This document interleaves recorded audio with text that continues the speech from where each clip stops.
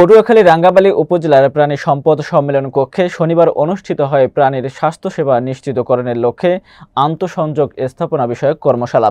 বাংলাদেশে কারিগরি সহায়তা এবং জাগনারীর বাস্তবায়নে কর্মশালায় সরকারি বেসরকারি প্রতিষ্ঠানের প্রতিনিধিরা অংশগ্রহণ করেন। বিস্তারিত থাকছে প্রিন্স মাহমুদের প্রতিবেদনে। কর্মশালায় সভাপতিত্ব করেন ভূঁইয়া মোহাম্মদ ফরিদ উদ্দিন। প্রধান অতিথি হিসেবে উপস্থিত ছিলেন রাঙ্গাবালী উপজেলার ভেটেরিনারি সার্জন মোহাম্মদ শাহজাহান আলী। তিনি বলেন, পোষা প্রাণীর স্বাস্থ্যসেবায় সকলের সম্মিলিত ভূমিকা প্রয়োজন। ভেটেরিনারি চিকিৎসক ও টেকনিশিয়ানরা রোগ নির্ণয়, চিকিৎসা ও অস্ত্রোপচারের গুরুত্বপূর্ণ ভূমিকা রাখেন।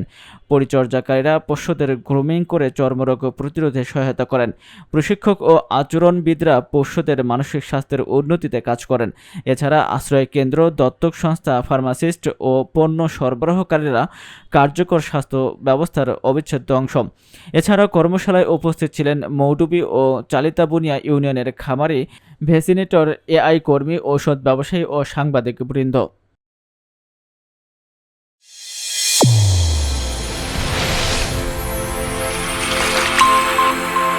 চ্যানেল A1 হৃদয়ের স্পন্দন।